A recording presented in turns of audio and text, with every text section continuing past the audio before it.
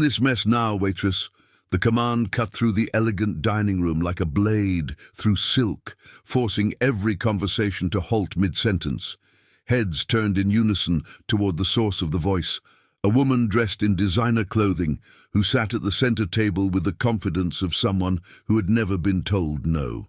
At her feet lay a wine glass, deliberately knocked over, its deep red contents spreading across the polished marble floor like an accusation. Standing before her was a young woman in her late 20s, her dark hair pulled back simply, her clothes neat but unmistakably modest compared to the luxury surrounding her. Some assumed she was a new member of the waitstaff, others looked away uncomfortably, unwilling to intervene. No one spoke up. "I said clean it," the woman repeated, her smile cold and calculated, as if she were testing the limits of her own authority.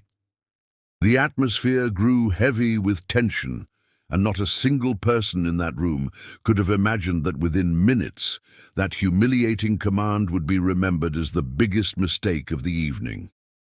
This was not just any dinner. It was a carefully orchestrated event held on a Friday night at 8 o'clock in the city's most exclusive private dining club. The kind of place where reservations were made 6 months in advance and where a single table cost more than most people earned in a year. The guest list included top executives, board members, and shareholders of Meridian Strategic Group, a billion-dollar investment firm known for its aggressive expansion and ruthless business tactics. Tailored suits, imported watches, hushed conversations about mergers, acquisitions, and power. The official reason for the gathering was to celebrate the company's record-breaking quarterly earnings, but the real purpose was something else entirely. That night, the new majority stakeholder would be introduced, the person who had just acquired a controlling interest in the company and who would now have final say over the future of everyone seated at those tables. Very few knew who this person was. Even fewer would have recognized them on sight. Among those present, one figure stood out not for elegance, but for cruelty. Victoria Harlow, one of the firm's longest-serving partners. Wealthy, influential, and notorious for her sharp tongue and unforgiving nature, Victoria didn't ask, she commanded, and she made it a point to remind everyone around her exactly who was in charge. To her, hierarchy was everything. Those above gave orders, those below obeyed or were crushed. So when her eyes landed on the young woman standing quietly near the main table, Victoria didn't even consider another possibility. In her mind, the woman's simple clothing and unassuming presence could only mean one thing. She was staff, someone who existed to serve, not to speak. The young woman's name was Eliza. Few people in that room knew her name, and absolutely no one recognized her when she first approached the main table. Eliza was 28 years old, with warm brown eyes, a composed demeanor, and the kind of presence that didn't demand attention, but also refused to shrink. She wasn't carrying trays.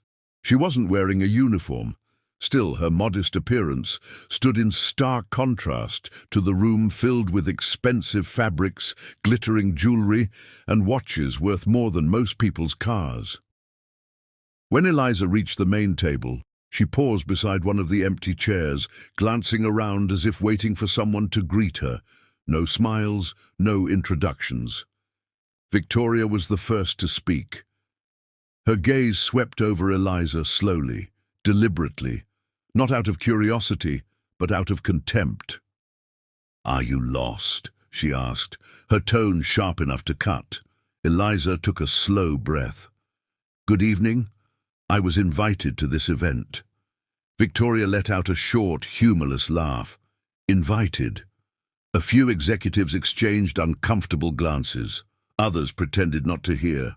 Victoria leaned forward slightly, resting her elbows on the table. "Look around. This is a dinner for partners and executives." She made a vague gesture with her hand. "Staff enters afterward." Eliza kept her voice steady.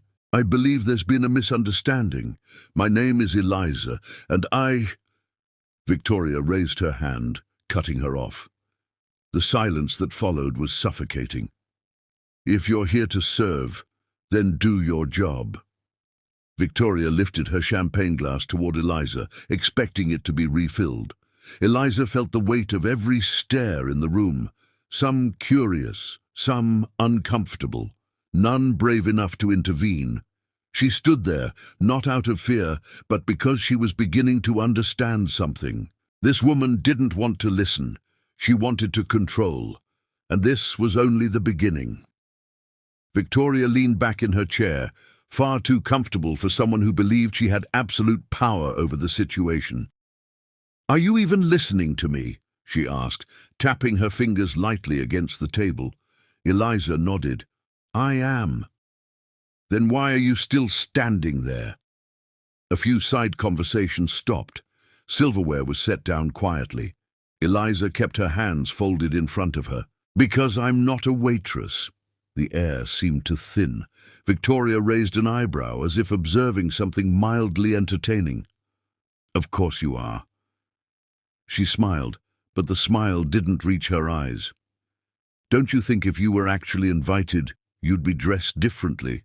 Eliza felt the sting, not from the words themselves, but from what they carried. "My clothing doesn't define who I am." A murmur rippled through the table. Victoria leaned forward. "Here, it does. It defines everything." She gestured subtly toward the jewelry she wore. "We belong to different worlds." Eliza took a breath, keeping her voice calm. "I belong here just as much as anyone else." Victoria let out a low laugh. "Look at this." She turned to the other executives. "Now we have waitstaff with corporate ambitions." A few people laughed nervously. Others looked away, too embarrassed to laugh, but also too afraid to defend. Eliza felt her face flush. "I'm only asking for a chance to explain." Victoria raised her hand again, impatient. "No!" She pushed her chair back slightly, standing halfway. "You're delaying an important meeting." Then, in a calculated move, Victoria picked up the wine glass beside her plate, tilted it slightly, and let it fall. The sound of glass shattering against marble echoed like a slap. Red wine spread across the floor in a dark, accusing pool. Victoria pointed downward. "Clean it." The room fell into absolute silence. Eliza stared at the broken glass. Then she lifted her eyes, and for the first time there was no hesitation in her gaze, because in that moment she made a decision. If she was going to stay in that room, it would not be on her knees. Eliza didn't move. The simple act, or rather the absence of it, was enough to shift the entire atmosphere at the table. Victoria remained standing, her finger still pointing at the floor. The smile was gone. "I told you to clean it." Her voice was no longer cold. It was sharp. Eliza kept her posture straight. "And I told you I'm not your employee." One of the senior directors cleared his throat, visibly uncomfortable. "Victoria, perhaps we should—" "No!" She cut him off without even looking. "This meeting is mine." She turned her eyes back to Eliza. "Do you have any idea what a mistake like this costs here? Do you understand where you are?" Eliza replied calmly, controlled. "I know exactly where I am." Victoria let out a short laugh. "Then kneel." "Nay." A few executives' eyes widened. This was no longer just arrogance. This was deliberate humiliation. Eliza felt a knot form in her stomach, not from fear, but from memory. She thought of her mother, who always told her never to bow her head to people who fed on the suffering of others. She thought of the years she had been ignored in rooms just like this one. She thought of the real reason she was there. She took a deep breath. "This ends now." Victoria leaned in, provocative. "What are you going to do, cry?" Before Eliza could respond, a chair scraped loudly against the floor. The sound echoed. It was the chief financial officer. "Victoria, enough." The room froze. She turned slowly. "Are you telling me what to do?" "I'm telling you this has gone too far." Victoria laughed. "Do you all really believe this little performance?" She pointed at Eliza, a waitress looking for attention.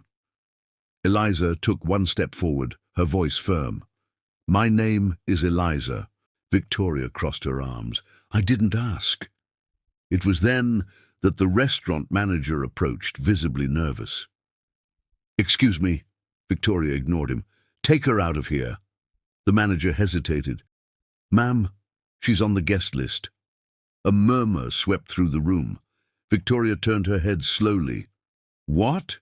The manager swallowed hard. "Main table." Silence. Eliza kept her eyes fixed on Victoria. "I told you I belonged here." Victoria's smile faltered for the first time. But the real shock was still to come. The atmosphere had shifted completely. What had started as a corporate dinner now felt like a room full of people holding their breath, waiting for something to break. The clinking of silverware had stopped. Side conversations had died. Even the restaurant itself seemed to shrink under the weight of what was unfolding. Eliza remained standing calm, while everyone began to study her more closely. There was no rush in her movements, no exaggerated nervousness. Her posture didn't match someone who was there by accident. Victoria, on the other hand, felt something unfamiliar rising inside her. It wasn't guilt. It was frustration at realizing that control was slipping away. A few executives exchanged discreet glances. They knew the real reason for that evening's gathering. They knew a new stakeholder was about to be introduced. And in that moment, the coincidence was starting to become uncomfortable. The restaurant manager stepped back, clearly unsure of what to do next.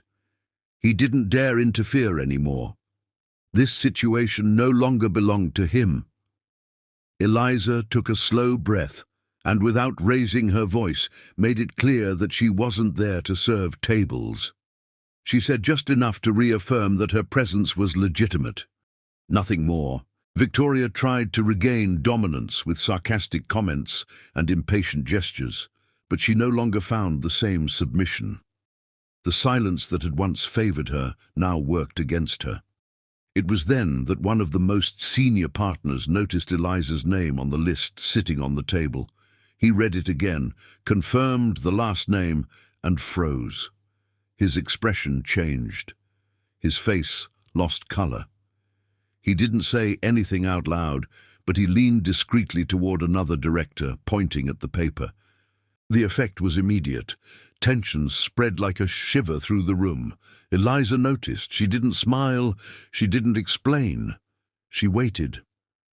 Victoria was still talking, but she was no longer the center of attention.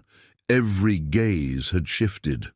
They were all now fixed on the young woman she had tried to humiliate. It was at that moment that someone called for silence, not as a command, but as a necessity. The meeting was about to spiral completely out of control, and the truth, until now ignored, was seconds away from being revealed. The silence that formed wasn't imposed, it simply happened. One of the company's most senior directors stood slowly. There was no indignation on his face, only seriousness. He gestured for everyone's attention with a quiet authority, as if he knew that every second from that point forward would change the course of the night. All eyes turned to him. Victoria tried to interrupt, but she couldn't. For the first time since the event began, her authority wasn't enough to silence someone. The director explained in straightforward terms that this dinner wasn't just a celebration.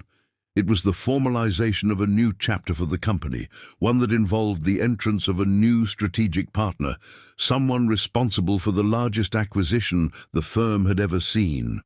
As he spoke, some executives began to understand. Others still resisted the idea. Victoria, seated at the head of the table, kept her gaze fixed, but her posture was no longer one of dominance. It was one of alert. The director then mentioned the new stakeholder's full name, Eliza. The impact was immediate. Some shifted uncomfortably in their seats, others' eyes widened. A low murmur swept through the room, quickly contained. Victoria laughed, a short, disbelieving laugh, like someone trying to cling to their own narrative to avoid sinking. But no one joined her. The director continued. He explained that Eliza had spent weeks quietly analyzing the company, observing processes, people, behaviors. He said this was part of a personal requirement she had before finalizing any contract. She wanted to understand the company's real culture, not the one that appeared in reports, but the one that revealed itself behind closed doors.